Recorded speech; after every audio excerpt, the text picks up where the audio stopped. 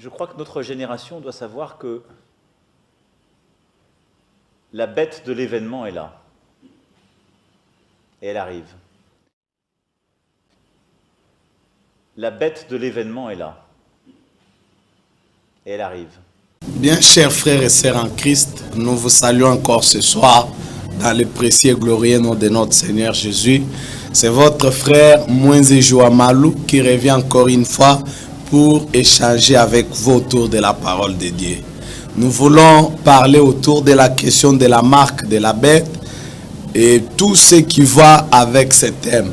La marque de la bête est une question qui a été abondamment sur laquelle beaucoup d'hommes de Dieu ont parlé et diverses opinions ont été données autour de ça.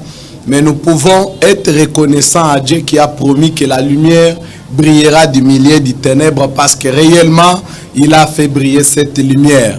Lui qui promettait dans Zacharie 14 au verset 7 qu'au temps du soir, la lumière paraîtra, certainement que cette lumière est apparue. Lui qui promettait dans Marc chapitre 9 qu'il enverra un Élie pour le rétablissement de toutes choses. Nous pouvons lui être reconnaissants parce que maintenant, toutes les choses ont été rétablies et que notre Seigneur ne peut plus rester retenu au ciel parce que tout a été rétabli. Lui qui promettait dans Apocalypse 17 que lorsque l'ange sonnerait la trompette, tout le mystère de Dieu s'accomplirait. Nous pouvons lui être reconnaissants parce que maintenant toutes les vérités écrites dans la parole de Dieu nous sont révélées. Nous pouvons voir clairement la parole prophétique peut être de nouveau prêchée et amenée à la connaissance du peuple de Dieu. Ce thème n'a pas pour besoin ou raison de semer la panique ou l'ambiance de fin du monde. Non.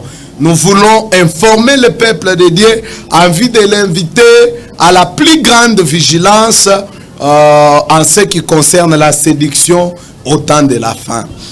Sans pour autant tarder, je vais vous inviter à prendre vos Bibles et aller avec moi dans Apocalypse chapitre 13. Dans cette écriture, l'apôtre Jean voit la prophétie. Je vais commencer au verset 11. Vous pouvez faire toute la lecture à la maison. Moi, je vais aller en sautant pour gagner le temps. Il voit monter de la terre une bête qui avait 2 cornes. Cette bête était semblable à un agneau, mais il parlait comme un dragon. Moi, je vais en sautant.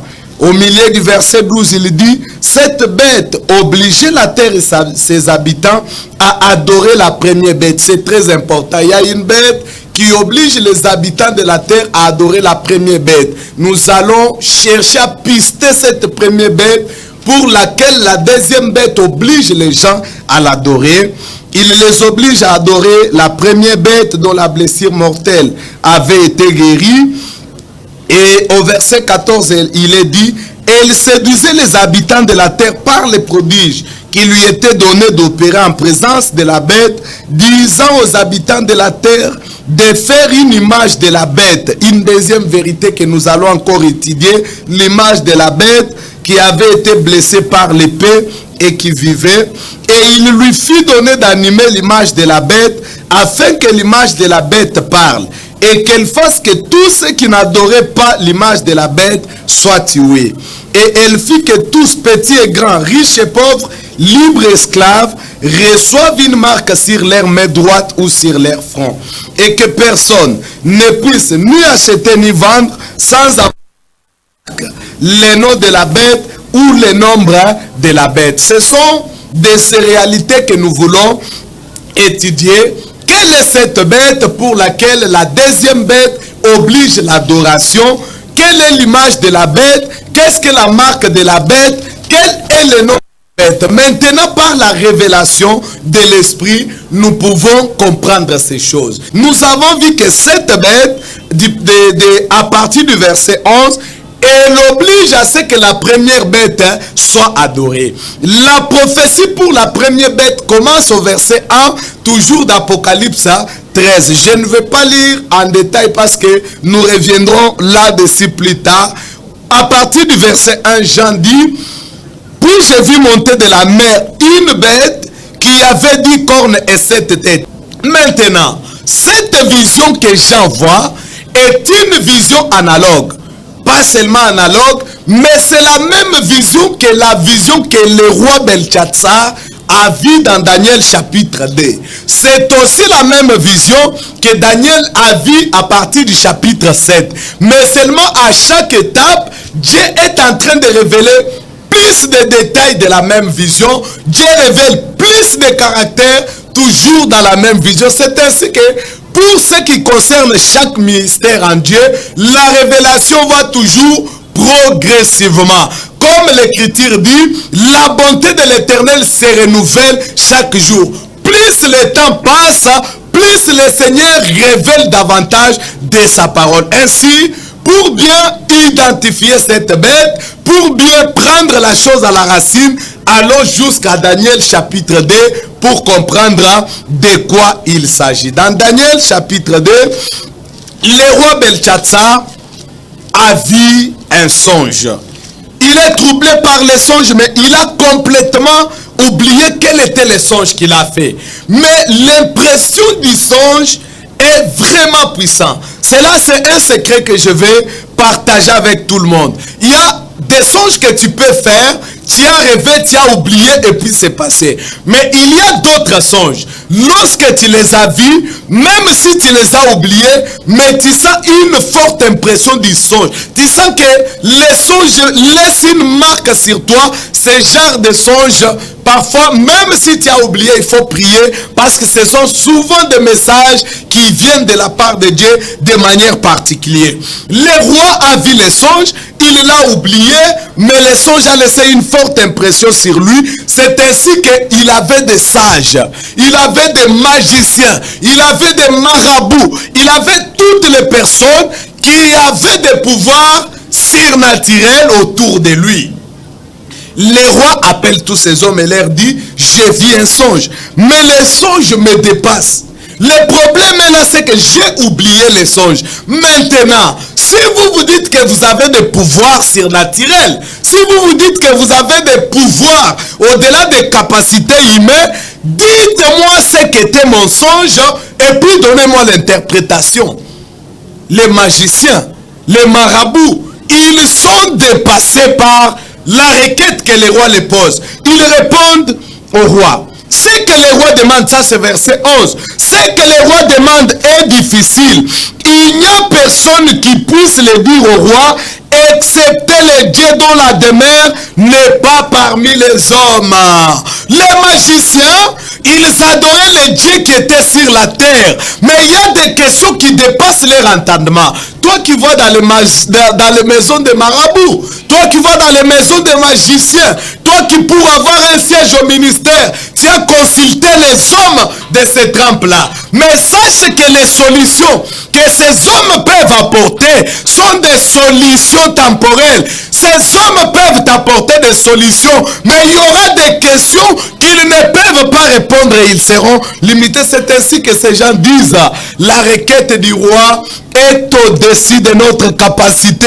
Seulement un lion, le haut placé, celui qui est au-dessus de tous les dieux, celui qui est le plus haut sommet de tous les sommets, c'est celui-là qui peut répondre aux questions du roi. Mais le roi dit, moi je vous nourris, je vous prends en charge, vous devez me donner l'interprétation. Et lorsqu'ils sont incapables, le roi dit maintenant, on va vous tuer. Et on dit, non roi, raconte-nous les songes. Le roi a dit, si vous me dites ce qu'était mon songe, je saurai que vous êtes capable de me donner l'interprétation. Ce n'est pas que moi je vous raconte les songes et puis après vous allez fabriquer des interprétations comme ce que nous voyons se passer dans des églises où les gens ont établi des maisons de dons. Lorsque quelqu'un arrive, on lui dit qu'il commence à raconter son problème pour que ceux-là qu'on appelle des vases commencent à lui fabriquer des prophéties en fonction du problème qu'il a mené. Non,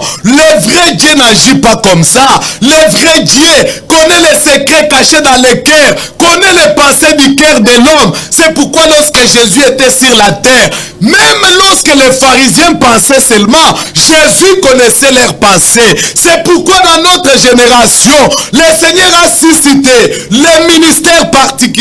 Lorsque cet homme qui était loin de la part du Seigneur, se tenait là sous l'inspiration et l'onction du Saint-Esprit, les secrets cachés dans le cœur des gens étaient révélés. Dieu connaît les pensées du cœur. Il peut dire ce qui est dans ton cœur. Et c'est ce que la Bible dit par rapport au don des prophéties. L'apôtre Paul dit, je crois dans 1 Corinthiens chapitre 15, si un païen entre dans notre culte et qu'il par l'esprit, les pensées de son cœur sont mises à nu, cet homme tombera à terre. Il reconnaîtra que nous avons un Dieu qui connaît les secrets du cœur. Il y a un Dieu pour qui aucun secret n'existe. Maintenant, le roi dit, comme vous n'êtes pas capable, on doit vous tuer. Le roi signe un décret et dit, tuez tous les sages.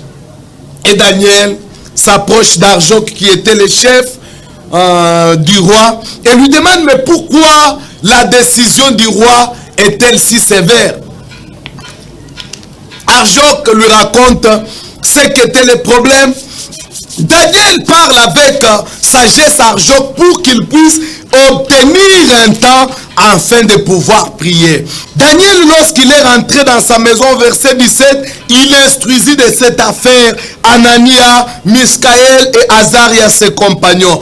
Il les engagea à implorer l'Éternel. Ma sœur, c'est toi qui as la stérilité, tu ne veux pas chercher l'Éternel. Mon frère, c'est toi qui as l'impuissance et c'est toi qui ne veux pas chercher l'Éternel. Ma sœur, c'est toi qu'on ne marie pas. C'est toi qui es dans des problèmes difficiles. Il faut chercher l'Éternel. C'est toi qui es devant la mort. Nous t'engageons à chercher l'Éternel. Lorsque les problèmes difficiles arrivent, lorsque la mort est là, il n'y a qu'une seule solution. Engage-toi à chercher l'Éternel. Ces gens se sont engagés à implorer la miséricorde de Dieu des cieux afin qu'on ne fasse pas périr Daniel et son compagnon. Malade Wana, il faut que tu implores la miséricorde de Dieu pour que ça ne te tue pas.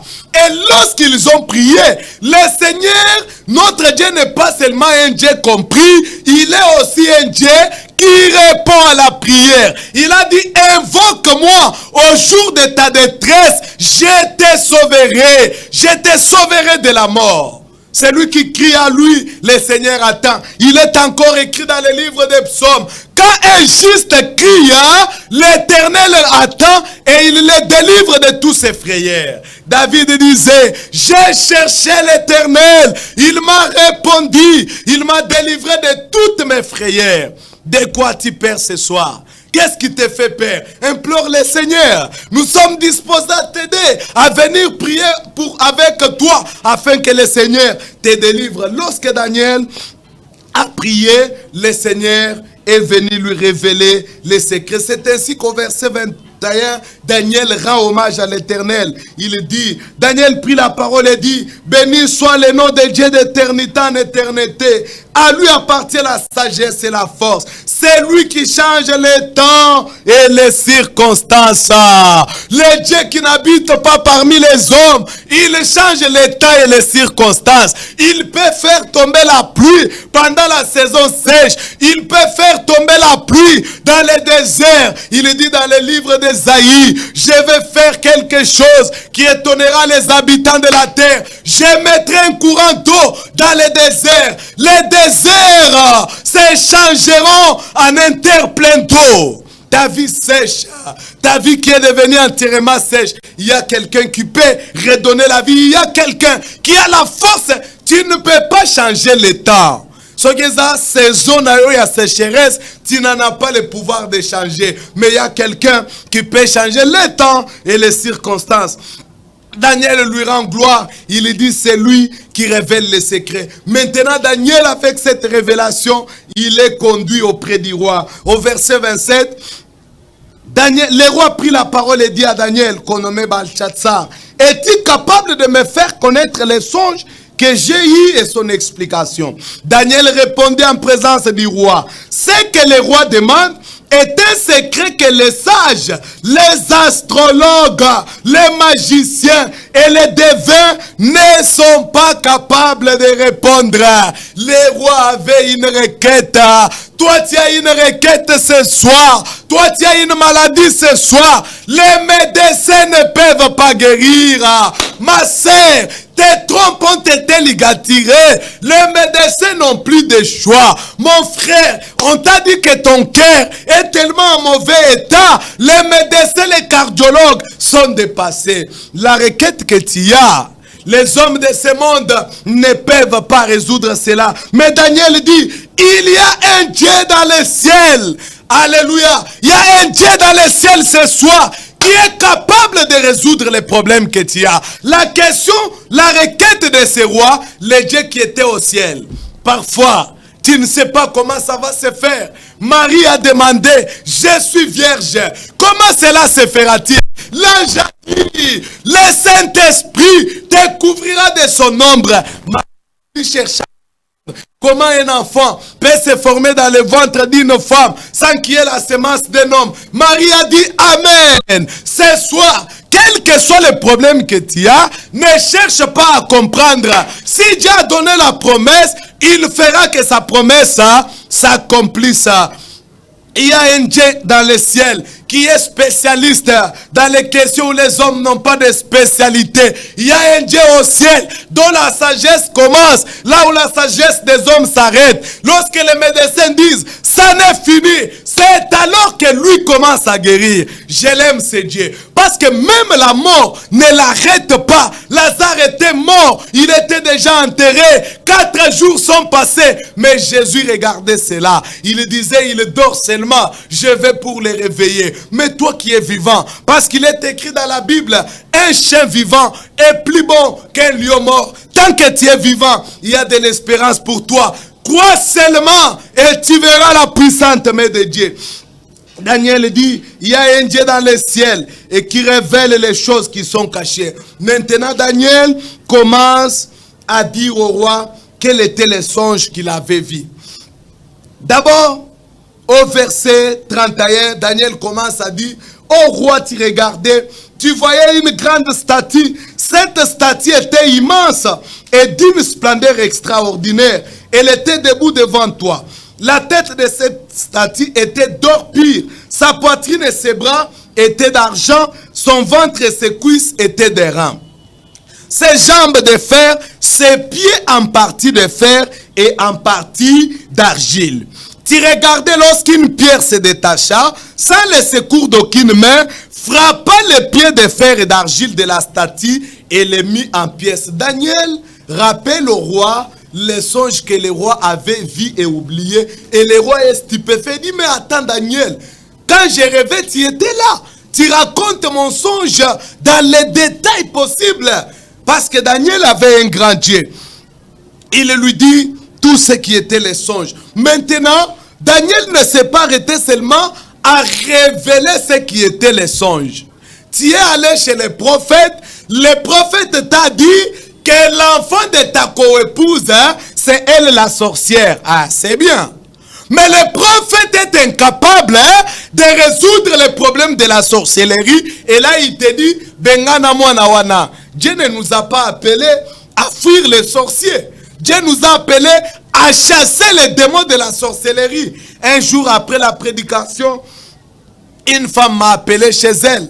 Elle a dit, pasteur, j'ai un enfant qui est sorcière. C'est l'enfant de ma coépouse. Elle est sorcière. Par là, elle a raconté beaucoup de choses. Son intention était que je dise, il faut la chasser, il faut ceci et cela. J'ai dit, sœur, la sorcellerie, c'est le plus minuscule des démons. Jésus nous a donné l'autorité, pas de faire des incantations, mais de chasser ces démons.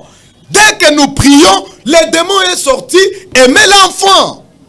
Daniel n'a pas seulement révélé les problèmes. Aujourd'hui, ce que nous avons comme prophètes, leur travail c'est briser les couples, briser les foyers, créer des problèmes dans des familles, faire haïr les membres des familles les uns aux autres, mais ils sont incapables de résoudre les problèmes. Si Dieu va à la sorcellerie, il est capable de chasser les démons de la sorcellerie et le sorcier lui-même devient un grand serviteur de Dieu. Daniel n'était pas seulement capable de voir, mais il avait la capacité de la part de Dieu à interpréter les songes.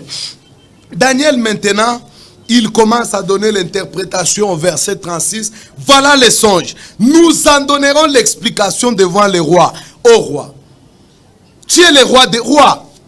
Le Dieu des cieux t'a donné l'empire, la puissance, la force et la gloire.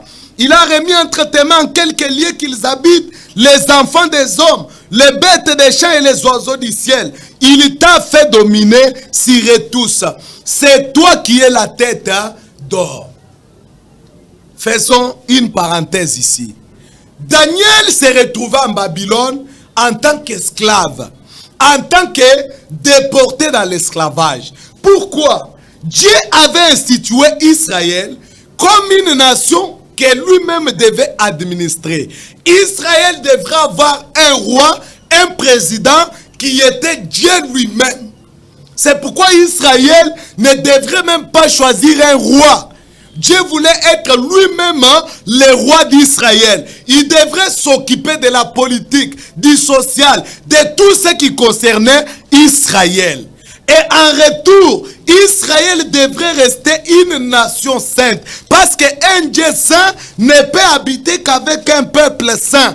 Un Dieu saint ne tolère pas les péchés. Un Dieu saint ne peut pas administrer un peuple qui est dans l'idolâtrie. C'est pourquoi dans Exode 19, à partir du verset 5, Dieu pouvait le dire. Maintenant, si vous écoutez ma voix et si vous gardez mon alliance, vous m'appartiendrez entre tous les peuples de tous les pays qui étaient sur la terre. Dieu n'avait choisi qu'une seule nation que lui devrait administrer directement, c'était Israël. Il dit d'entre tous les peuples, vous m'appartiendrez.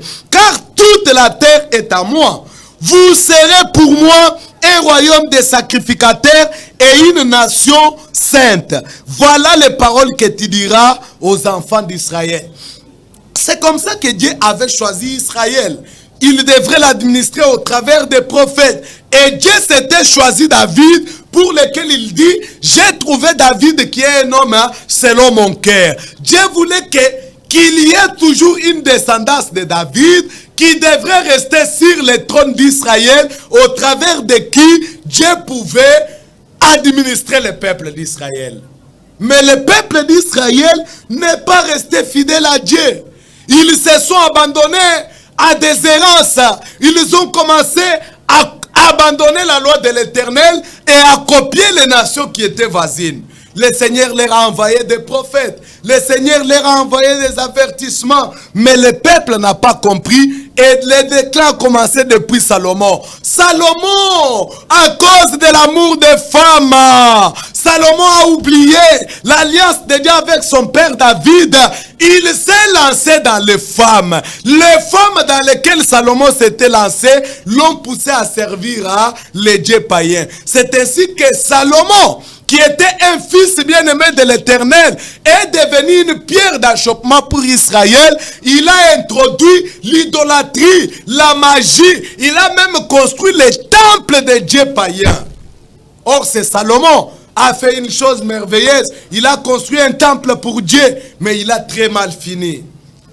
Maintenant, après Salomon, le mal est allé de mal en pis, jusqu'à ce que Dieu a rejeté les 10 tribus qui s'étaient séparées depuis Salomon. Il est resté avec les 2 tribus qu'il essayait de rappeler à la raison, mais les 2 tribus, Juda et Benjamin, aussi n'ont pas compris. C'est ainsi que Dieu les a livrés en Chaldéens. Ils ont été amenés en esclavage. C'est comme ça que Daniel s'est retrouvé en Babylone. Depuis le moment où Dieu n'avait plus sur terre une nation qu'il pouvait directement administrer, c'est depuis ce moment-là qu'a commencé le temps des nations, ce qu'on appelle le temps des nations. Le temps des nations, c'est le temps où les hommes païens, où les royaumes, les hommes de la terre, doivent établir leur propre royaume, diriger selon leur vouloir, jusqu'à ce que Dieu rétablira son royaume au travers de Christ.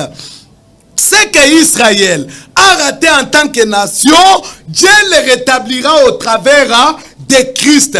Les nations, les royaumes des nations seront là depuis ce moment-là, depuis la déportation d'Israël jusqu'au moment de ce rétablissement. C'est pourquoi Jésus pouvait dire dans Luc au chapitre 21, dans Luc au chapitre 21, Jésus pouvait dire à partir du verset 24, Jésus disait, ils tomberont sous les tranchants de l'épée, ils seront amenés captifs parmi toutes les nations, et Jérusalem sera foulée aux pieds par les nations jusqu'à ce que le temps des nations soit accompli. Le royaume des nations ne subsistera pas à jamais. Il y a une fin pour cela qui est l'introduction du royaume messianique. Et dans Apocalypse chapitre 11 aussi, nous trouvons une indication en rapport avec les temps des nations. Il est dit, Apocalypse 11 au verset 2, il est dit, mais les parvis extérieurs du temple, laisse-les de côté et ne les mesure pas. Car il a été donné aux nations et elles fouleront au pied la ville sainte pendant 42 mois. Donc ça c'est le temps des nations, c'est le temps où les royaumes des hommes subsisteront sur la terre, imposeront leur volonté jusqu'à ce que Christ le Shiloh vienne régner dans les milléniums. Et ça c'est le songe que le roi Nebuchadnezzar a vu et Daniel lui donne l'interprétation. Il dit dans ton songe, la tête d'or que tu as vue là. Ça veut dire le temps des nations a commencé avec le premier royaume qui était le royaume babylonien. Et le roi là était cette tête d'or. Ce royaume a subsisté selon l'histoire depuis les années 606 jusqu'aux années 538. C'était le royaume babylonien. Il dit, c'est toi qui es cette tête d'or. Laissez-moi retrouver l'écriture. Il dit, c'est toi qui es cette tête d'or. Laissez-moi y arriver. Ok, au verset 36. C'est toi qui es cette tête d'or. Mais après toi, il s'élèvera un autre royaume qui sera moindre que le tien, puis un troisième royaume qui sera d'airain et qui dominera sur toute la terre. Après le royaume babylonien, un autre royaume s'est levé qui était typifié par la poitrine, et la poitrine a toujours les deux bras attachés. C'est ainsi que le royaume qui a suivi était le royaume des Mèdes et des Perses. Ce sont eux qui ont régné sur le monde tout entier depuis l'année 538 jusqu'à l'année 335. Ils étaient typifiés par la poitrine et les deux bras bien attendus qui étaient en argent. Et puis après les Mèdes et les Perses, Daniel dit qu'il y aura aussi un troisième royaume. Ce troisième royaume dominera aussi sur toute la terre. Ce royaume était typifié par le ventre. Il dit, il est typifié par le ventre qui est des reins. Ce royaume était le royaume grec qui était avec le grand général Alexandre le Grand. Vous avez étudié ça dans l'histoire, qui était un grand conquérant qui a étendu son royaume de l'est à l'ouest, du nord au sud, qui avait dominé le monde entier en son temps. Daniel voyait déjà ces royaumes qui subsisteraient. Et le royaume d'Alexandre le Grand a subsisté depuis 333 jusqu'à l'année 63. Maintenant, finalement, il dit après, au verset 40 maintenant, il dit, il y aura un quatrième royaume, fort comme du fer. De même que les fers briseront tout, il brisera et rompra tout, comme le fer qui met tout en pièces. Le roi vient un quatrième royaume, c'est un royaume qui est comme le fer. D'abord, le fer typifie l'industrialisation. Le fer typifie la force et la dureté. Et le fer typifie aussi l'animosité ou la cruauté.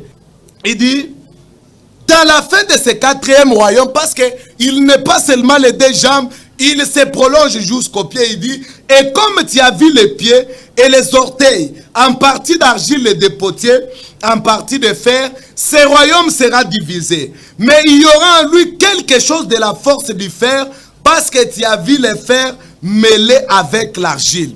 Mais au verset 44, il apporte une précision importante. Il dit, dans le temps de ces rois, le Dieu des cieux suscitera un royaume qui ne sera jamais détruit. Au moment du quatrième royaume, c'est alors que le Dieu des cieux suscitera le royaume qui est le millénium. Et c'est cela ce qui indique la pierre que le roi a vu se détacher de la montagne sans le secours d'aucune main et qui a brisé le fer. Cette pierre est devenue une grande montagne. Ce sont les 4 royaumes qui devraient subsister et couvrir le temps qu'on appelle le temps des nations. Administrer la terre jusqu'à ce que Shiloh viendra. Mais ce que Nebuchadnezzar a vu, ce n'est que l'aspect extérieur de cette vision. Le Seigneur revient maintenant à Daniel pour lui révéler le caractère profond de ces animaux ici. Le caractère profond de ces royaumes ici. C'est ainsi que dans Daniel chapitre 7, nous lisons ceci. La première année de Belchatsar, roi de Babylone, Daniel eut un songe et des visions se présentèrent à son esprit. Pendant qu'il était sur sa couche, ensuite il écrivit les songes et raconta les principales choses. Daniel commença et dit, j'ai regardé pendant ma vision et nocturne, voici les 4 vents des cieux firent irruption sur la grande mer. Et 4 grands animaux sortirent de la mer, différents les uns des autres. Je vais encore faire une parenthèse ici. Tout au long de notre étude, on voit les termes bêtes revenir. On voit les termes animaux revenir. Oui. Dans le langage prophétique, Dieu a toujours typifié les puissances temporelles, les puissances de cette terre par des animaux.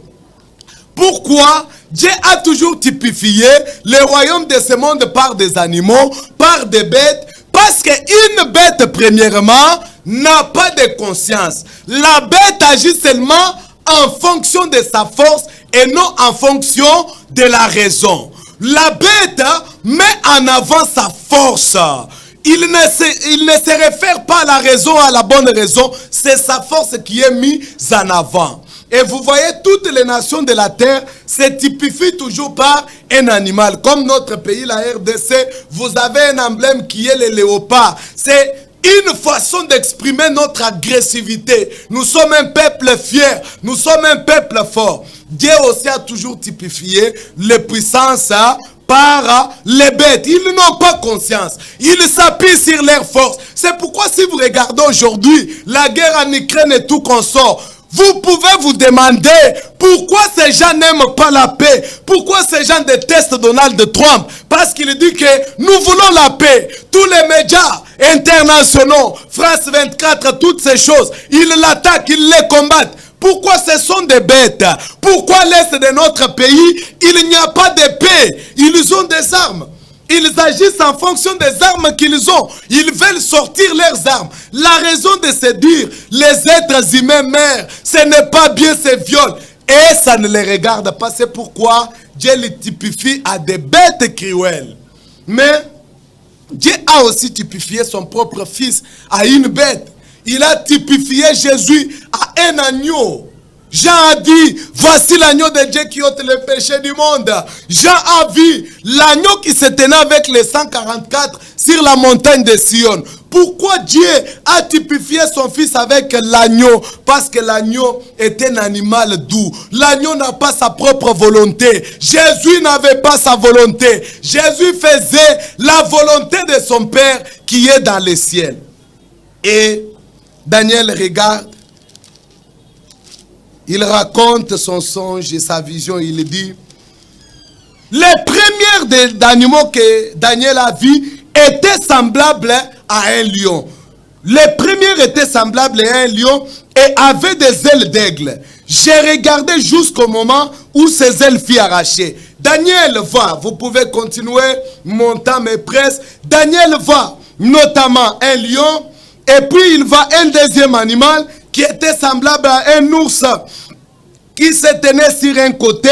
Et puis troisièmement, il voit un autre qui était semblable à un léopard et avait sur les dos 4 ailes, dont un oiseau et tout consort. Les 3 animaux que Daniel voit ici, ce sont la tête d'or qui était Babylone, c'était les poitrines et les bras en argent qui étaient Médo-Perse, c'était le ventre et les cuisses qui étaient des reins qui était le royaume d'Alexandre le roi. Mais au verset 7, Daniel dit, après cela, j'ai regardé pendant mes visions nocturnes, voici il y avait un quatrième animal, terrible, épouvantable, extraordinairement fort.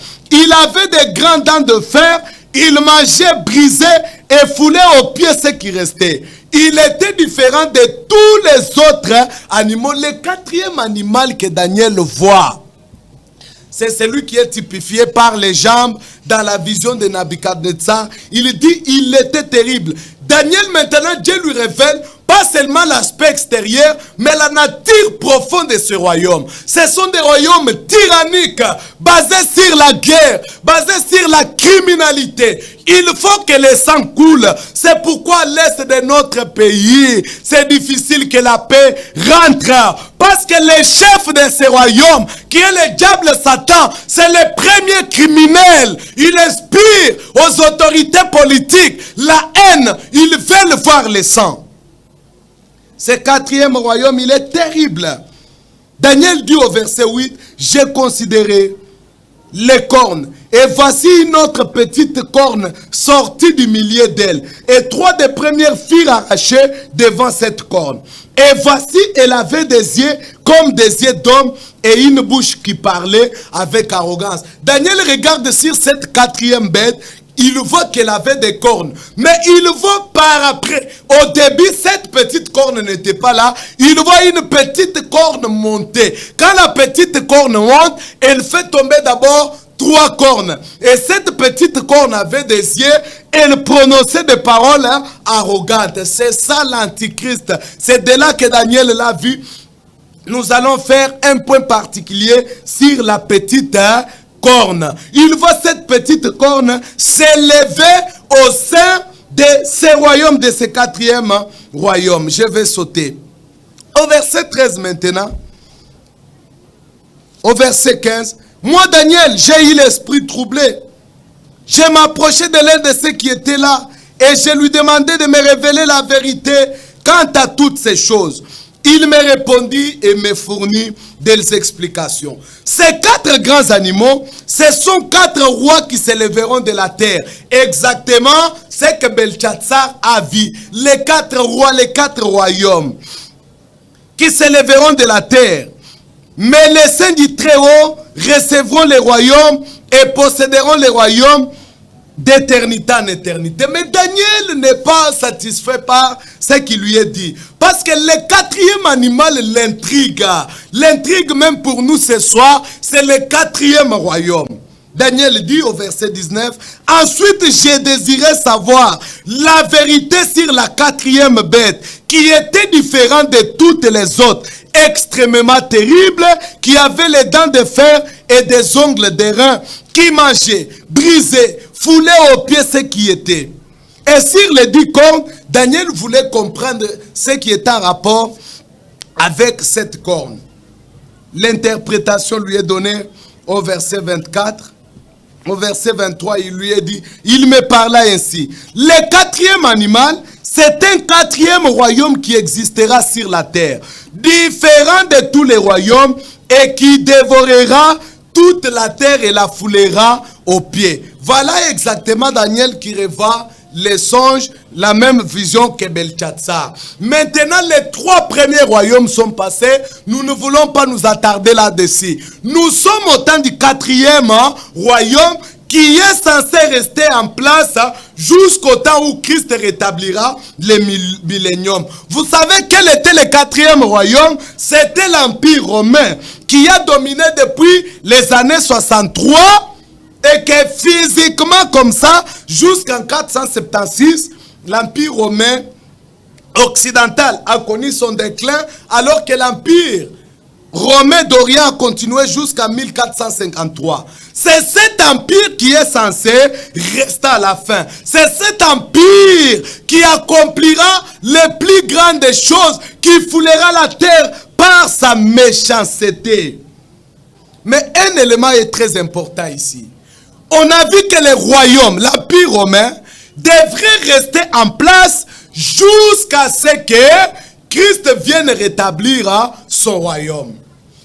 L'Empire romain a commencé à régner jusqu'au temps où Jésus est venu, c'était toujours l'Empire romain. C'était un empire qui était satanique. Ils ont cherché à supprimer Jésus. Ce n'était pas l'Empire romain comme ça, mais c'était les dragons derrière l'Empire romain qui voulaient supprimer Christ en tuant tous les premiers-nés. Mais l'Empire romain, naturellement, comme je le disais, lorsque nous sommes arrivés à l'année 395, après la mort de l'empereur Théodose, l'Empire romain s'est divisé en deux. C'est ainsi qu'il y a eu l'Empire romain occidental, il y a eu l'Empire romain oriental. L'Empire romain de l'Est et l'Empire romain de l'Ouest accomplissant exactement la vision. Parce que dans la vision, on a vu deux jambes. L'Empire romain a continué à se développer jusqu'à ce qu'il arrivera dans sa phase finale qui est dans le pied. C'est là sa phase finale. Le temps tire à la fin, il y a tellement de choses merveilleuses à dire. Maintenant, quand nous arrivons en 476, l'Empire romain de l'Occident connaît son déclin, il disparaît, il s'éclate. Ce sont des petits royaumes. L'Empire de l'Orient subsiste encore jusqu'à 1453. Et on peut se dire que la prophétie a échoué. Mais la Bible avait déjà tout prédit. Parce que dans Apocalypse 17, nous allons finir par là. Nous allons continuer prochainement. Déjà dans Apocalypse 17, arrivons là. Apocalypse 17, au verset 7, il est écrit. L'ange me dit, pourquoi t'étonnes-tu? Je te dirai le mystère de la femme et de la bête qui la porte et qui a les 7 têtes et les 10 cornes. La bête que tu as vue était et elle n'est plus. Elle doit monter de l'abîme et aller à la perdition. Déjà l'ange révèle à Jean que ce royaume que tu vois, il disparaîtra. Mais lorsqu'il disparaîtra, il ne disparaîtra pas pour de bon. Il va encore remonter de l'abîme. Pourquoi il va remonter?